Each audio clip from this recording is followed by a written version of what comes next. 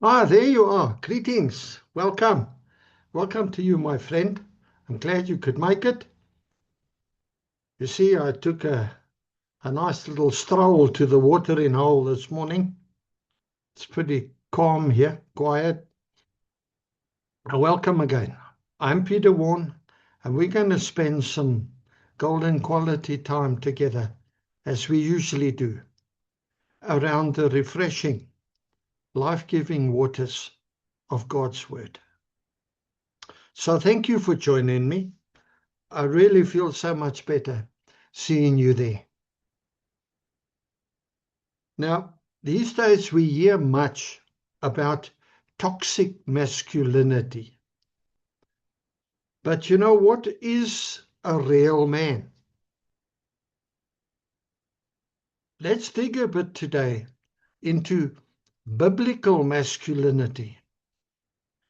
Because the truth is that as men, we definitely need to do the work to become a real biblical man before we become a father.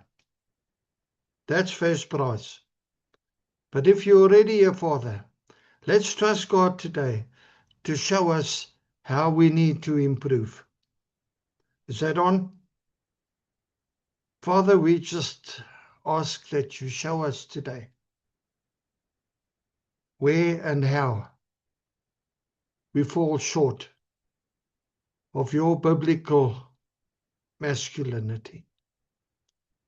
Would you please help us to unlearn what we need to unlearn?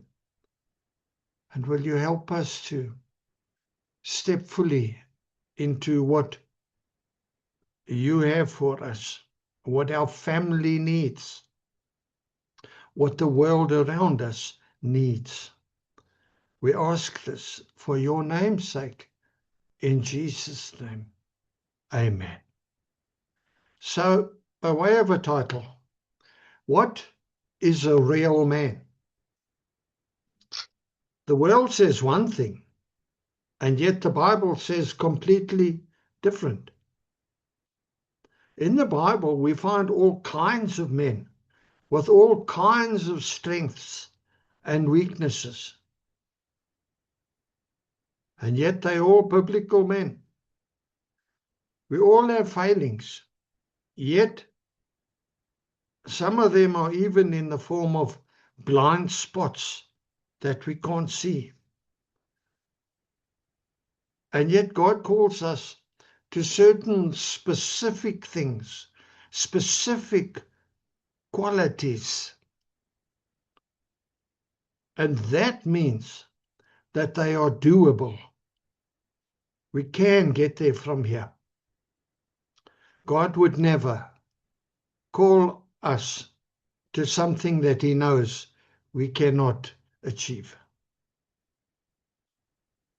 Now, biblical masculinity is a life centered on Christ-like character, as we know, centered on servant leadership, as we know, and it is centered on spiritual maturity rather than on cultural dominance.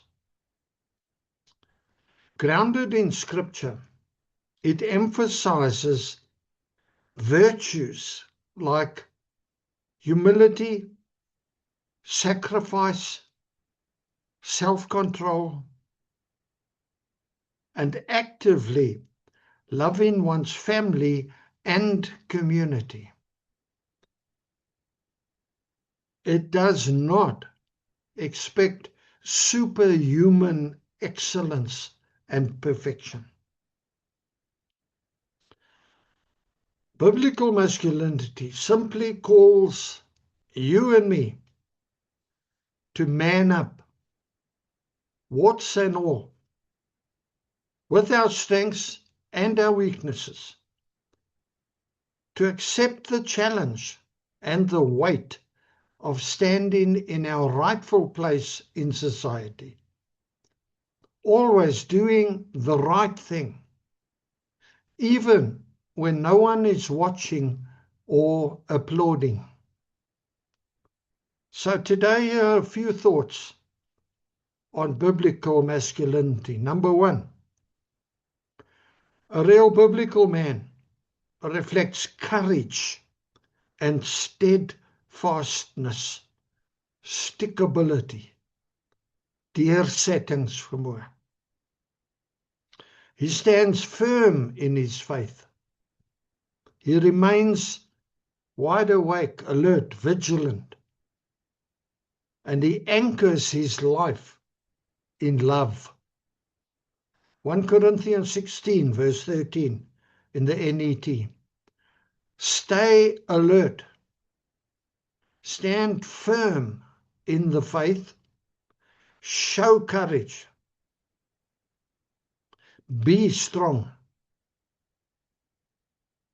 Everything you do should be done in love. That verse gives it all. Number two, real men stay on guard. Pay attention. Don't be silly. Be serious. I'm not saying be harsh and hard and humorless.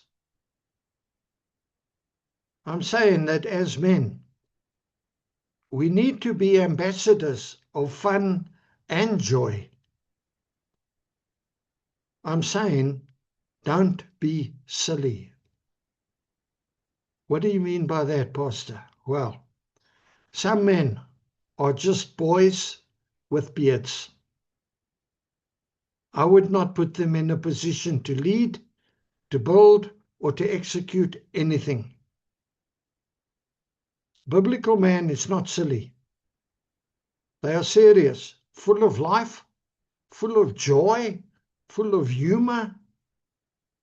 But real men know where they are going, and they understand the stakes that exist in their home and in the world. They step up to the plate, responsible and accountable. You can build on them. Number three, real men do everything with love. The motivating force of biblical masculinity is not physical strength or bank balance or how scary you are when you're mad. It's not about what hobbies you have or what car you drive. It's about love. Loving without stopping. Real love is not loving Jesus. Real love is loving Judas. I know. But this is what makes the engine run. Love makes the world go around. Number four, a real biblical man guards the spiritual and physical well-being of his family. He is a hard-working steward of their resources. And it's not selfish. Wife and family come first. He comes next. 1 Timothy 5 verse 8 in the NET. But if someone does not provide for his own, especially his own family, he has denied the faith and is worse than an unbeliever. Wow, that's a tough scripture. What if you can't find a job? Well, there's still much you can do. You provide prayer support, comfort, you look for a job. There's lots you can do. Don't panic. Number 5, real men lead by example. Now, the Word of God requires a real man to commit to following a greater authority, to submit to a greater authority, the Lord Jesus. A real man commits to sacrifice everything in the shadow of discipleship. He commits to determined, joyful obedience to Christ. He commits to spiritual discipline. Is it hard to pray? Oh, for sure. Does it cost you to put aside quiet time with the Lord? Absolutely. But a real man pays the price. He pays the price of abiding in the word of truth. When these things become your habits, then you start to become the example of what you want to see in other people around you, especially your children. Number 6, real men walk in humility and self-control. Now, humility is the greatest Christ-like characteristic, and we are commanded to practice this humility every hour of every day. Pretty much what that means is you don't have to make yourself small before God. You are small before God. Is it difficult? Absolutely. Why? Because pride feels better to our ego and our flesh than what humility does. But it is deceptive. Pride is the source of all sin. All sin flows from pride, and it destroys you from the inside out. Humbling ourselves is at the very center of dying to self. Also, a biblical man is called to love his wife sacrificially. If you've got $100, she needs stockings, you want biltong. She gets stockings. Sacrificially. Her needs before yours. Ephesians 5:25 in the NET. Husbands, love your wives just as Christ loved the church and gave himself for her. I want to go so far as to say, you probably find that God will give you some biltong, some other way.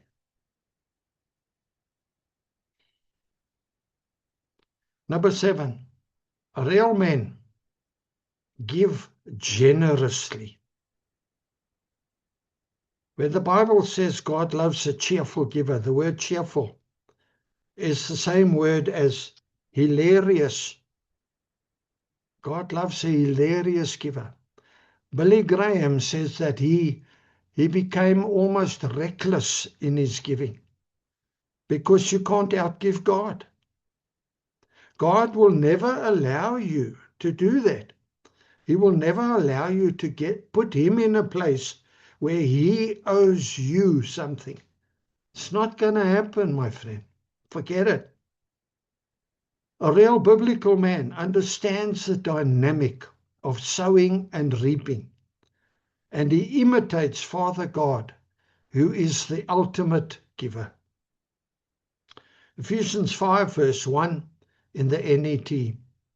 Therefore, be imitators of God That means we are able to do what God did in showing his kindness. Be imitators of God as dearly loved children. Have you seen what you're doing, and the next minute your little boy is here trying to do the same thing? He's trying to imitate you. Be imitators of God. We are able to do what God did in showing his kindness. It may even be expected of us. We don't hoard our stuff. We don't chase after riches only to store them up for our own pursuit.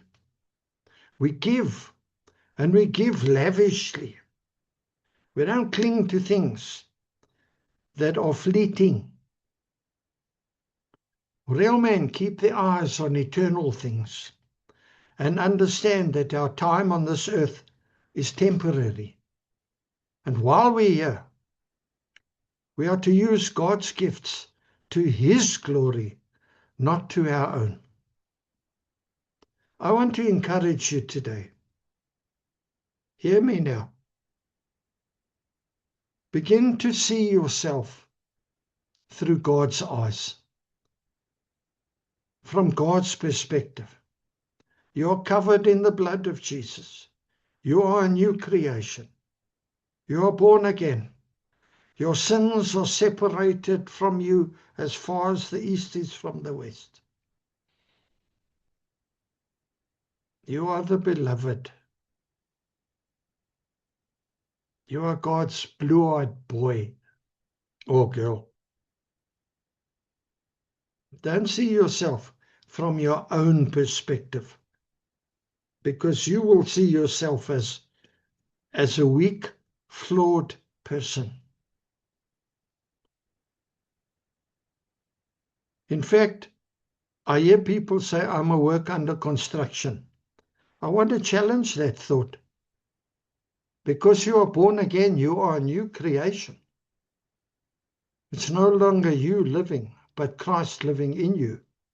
Christ is not a work under construction. I think we need to rethink that statement. We are looking at ourselves from the wrong perspective. You are completely acceptable to God through Jesus Christ. Come, just as you are. Now I want to remind you, you were not designed to be defeated. You were not designed to be emasculated and robbed of your God-given role as priest, prophet, king of your home. Maybe you need to go and ask your wife to please give you back your kahunas, that you can stand where you're supposed to stand. Love you, my butt. I had to do that. And I thought she'd be angry. And she burst into tears. She said, oh, thank you. I've been praying for years to hear you say that. So I encourage you, make a life decision today. Do what you got to do. Do the right thing. And above all, let's thank the Lord for what he has done to get us this far, and what he's doing now, and what he's still going to do. If you don't know Jesus as your Savior, as your King, today is your day. Ask Jesus, if he's real, to reveal himself to you in a way that you will know and understand that it is real. He knows how to speak your language. He knows how to get through to you. And then make an appointment to go and see a pastor. Take all your questions, plus one or two extra. But do not delay. Tomorrow is not promised to you. But let all of us just pray now. In whatever way this message has has affected you. Respond now. Me here, you there. Lord Jesus, I thank you for biblical masculinity. I thank you for these values and these virtues that you call us to. You have indeed raised the bar with Christ as our example. Would you show us today where we need to, thank you that you have already shown us where we need to do better. We accept that we need to improve. Will you please help us, give us what we need? In Jesus' name. And we thank you, Father, for bringing us this far.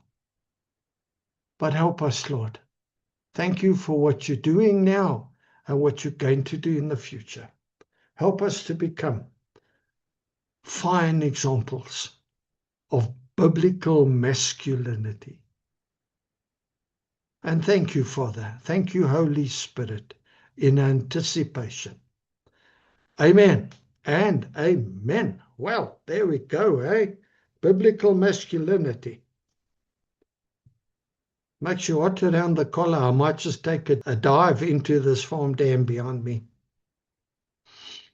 Yeah, that's a lot and all I got. With love from me to you. Thanks for spending this golden time with me. If you benefited, pass this message on. It's really needed.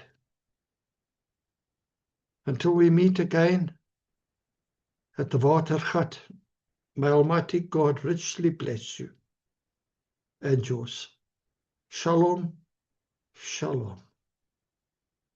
Love you, my friend, with the love of the Lord.